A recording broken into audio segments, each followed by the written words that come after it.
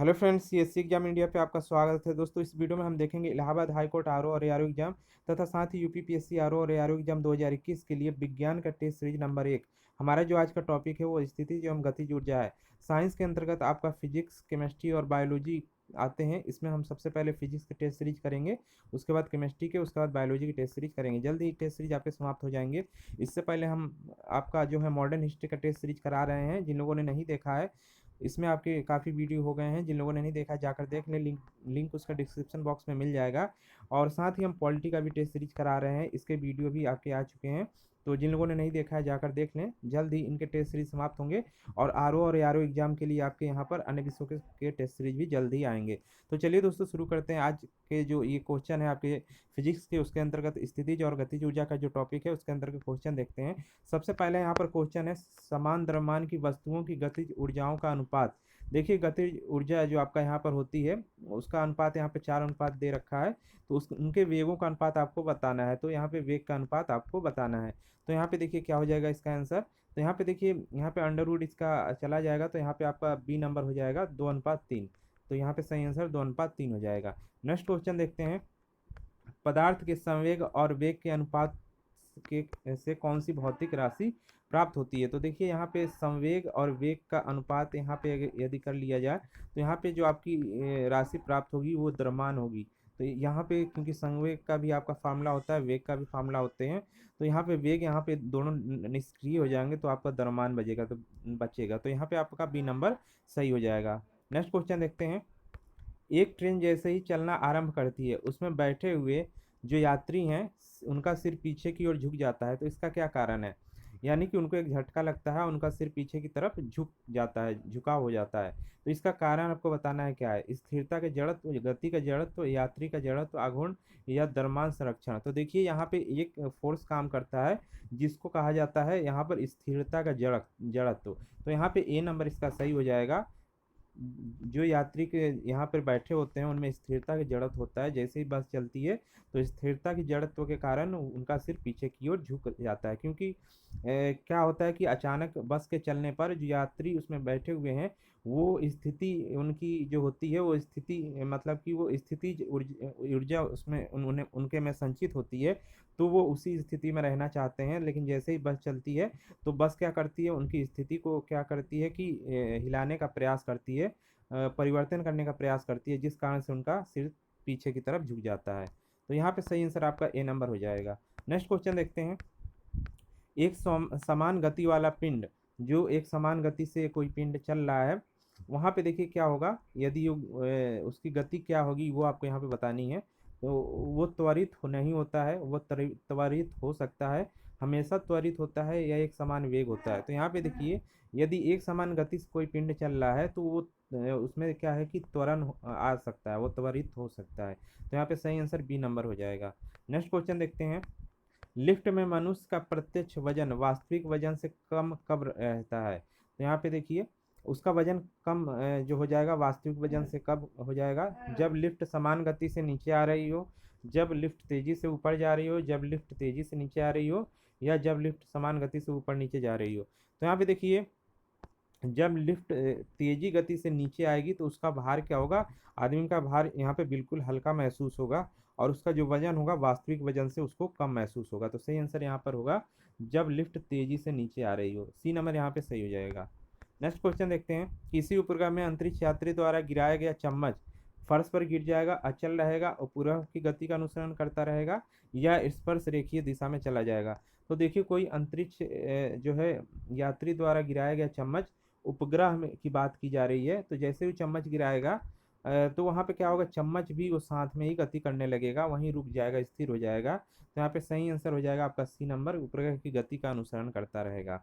उसमें कोई भी वहाँ पे जो है अपनी गति नहीं होगी, वो उपग्रह जिस गति से घूम रहा है, क्योंकि उस पर सीधे सीधे पृथ्वी का आपका जो है फोर्स लगेगा, गुरुत्वाकर्षण बल लगेगा। तो वहाँ पे उसी क्रम में वो भी घूमता रहेगा जिस क्रम में आपका उपग्रह घूम रहा है। सी नंबर सही हो जाएगा। नेक्स्ट क्वेश्चन देखते हैं, एक मकान की छत से भूमि की ओर एक पत्थर गिराया जाता है, उस पत्थर की गतिज ऊर्जा कब अधिकतम होगी। तो यहाँ आपको बात बताना है, जैसे ही पत्थर गिराया जाएगा तो गतिज ऊर्जा उसकी कब अधिकतम होगी, यानी सबसे तेज गति में वो कहाँ पर होगा, जब गिराने के तुरंत बाद, यानी जैसे ही गिराया गया है उस समय, या आधी दूरी तक पहुंचने के बाद, या जैसे कोई पिंड गिरा है तो गिराने के तुरंत बाद या आधी दूरी तक पहुंच गया है, यहाँ पे उसकी गतिज ऊर्जा अधिक होगी। या भूमि को टच करने से जस्ट पहले उसकी गतिज ऊर्जा सबसे तेज होगी, या भूमि पर पहुंचने के बाद। तो देखिए जैसे ही पिंड गिराया जाता है उसकी गतिज ऊर्जा बढ़ती जाती है। सबसे अधिक उसकी गतिज ऊर्जा भूमि पर टच होने से जस्ट पहले होती है।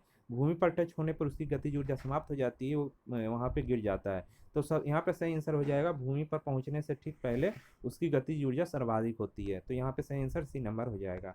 नेक्स्ट क्वेश्चन देखते हैं, रॉकेट की गति निम्नलिखित में से कौन सा संरक्षण सिद्धांत होता है। तो ये क्वेश्चन सभी को पता होगा, रॉकेट की गति में जो संरक्षण का सिद्धांत होता है वो ऊर्जा ऊर्जा का संरक्षण का सिद्धांत यहाँ पर होता है। ध्यान रखिएगा, ऊर्जा का संरक्षण होता है। यहाँ पे सी नंबर सही हो जाएगा।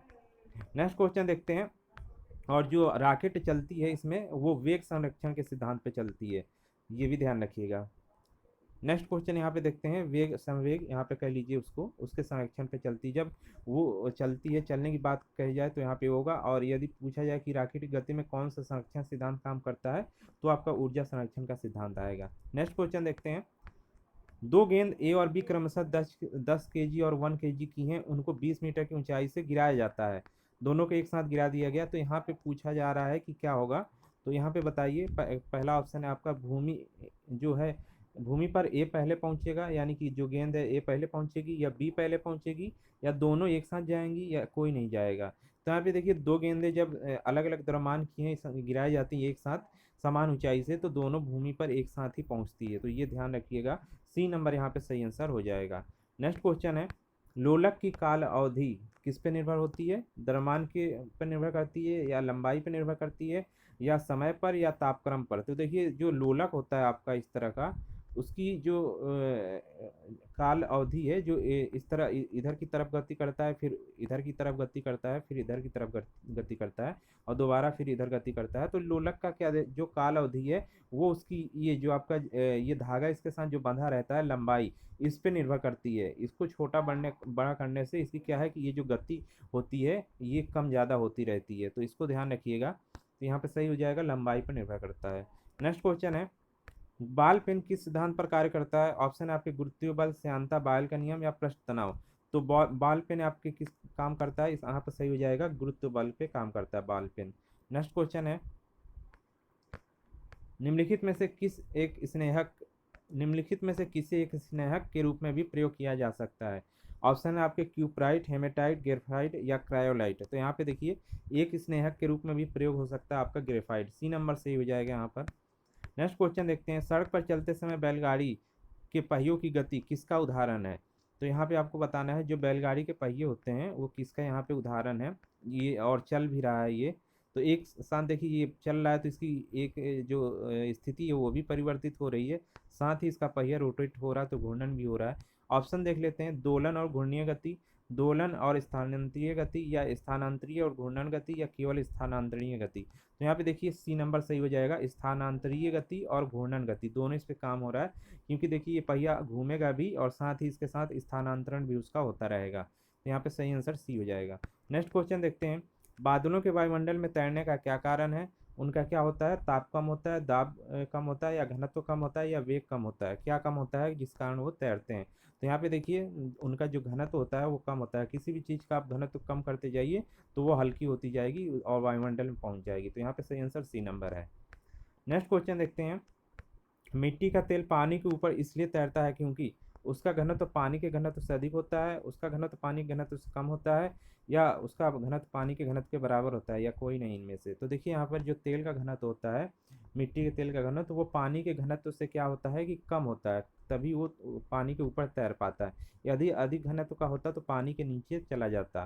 तो ये ध्यान रखिएगा, यहाँ पर घनत्व कम होने से उसके ऊपर तैरेगा, पानी के ऊपर। तो सही आंसर बी नंबर यहाँ पे हो जाएगा। नेक्स्ट क्वेश्चन देखते हैं, शुद्ध जल में डिटर्जेंट डाला जाता है तो पृष्ठ तनाव क्या हो जाता है, बढ़ जाता है, घट जाता है, अपरिवर्तित या अपरिमित यानी अनंत हो जाता है। यहाँ पे देखिए जब डिटर्जेंट पानी में डाला जाता है तो पृष्ठ तनाव क्या होता है, घट जाता है। पृष्ठ तनाव घटने का मतलब ये है कि अब जल आपका ज़्यादा से ज़्यादा सतह पर फैल पाएगी, यानी कि ज़्यादा से ज़्यादा कपड़े के अंदर जो है पानी जा पाएगा और मैल को अच्छी तरह धो पाएगा। तो पृष्ठ तनाव घट जाता है यहाँ पे डिटर्जेंट डालने से। नेक्स्ट क्वेश्चन देखिए, एक वर्षा की बूंद की गोलाकार आकृति का कारण क्या है? ऑप्शन है आपके द्रव का घनत्व, पृष्ठ तनाव, वायुमंडलीय दाब या गुरुत्व। क्या यहाँ पे कारण हो सकता है वर्षा की बूंद का गोलाकार होने का? तो यहाँ पे देखिए सही आंसर आपका बी नंबर हो जाएगा, पृष्ठ तनाव। जल की क्या है जो पृष्ठ होता है उसमें तनाव होता है, और हमेशा उसका क्या होगा, कम से कम क्षेत्रफल घेरने का कार्य करता है जल। तो इसमें इस कारण होता है, तो उसमें पृष्ठ तनाव होता है, पृष्ठ तनाव के कारण ही वो ऐसा कर पाता है। तो यहाँ पे सही आंसर आपका पृष्ठ तनाव हो जाएगा। नेक्स्ट क्वेश्चन यहाँ पे देखते हैं, साबुन के बुलबुले के अंदर का दाब क्या होता है? वायुमंडलीय दाब से अधिक होता है, वायुमंडलीय दाब से कम होता है, वायुमंडलीय दाब के बराबर होता है, वायुमंडलीय दाब का आधा होता है। तो यहाँ पे सही आंसर हो जाएगा वायुमंडलीय दाब से अधिक होता है। जो आपका बुलबुला है पानी के अंदर, पानी के बुलबुला का जो अंदर का दाब होगा, इसके अंदर का दाब जो इसके पृष्ठ पर लगेगा, वो जो बाहर का दाब जो लग रहा है उससे यहाँ पर अधिक होगा।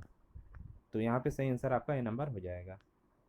तो दोस्तों ये थे आपके यहाँ पे साइंस के अच्छे क्वेश्चन, और जल्द ही इसके हम नेक्स्ट वीडियो आपका साइंस का लाने वाले हैं। तो चैनल पे बने रहिए, साथ ही टेलीग्राम चैनल पर इसका पीडीएफ भी आपको मिल जाएगा, तो पीडीएफ डाउनलोड कर लीजिए जिससे आप दोबारा इसकी प्रैक्टिस कर सकें।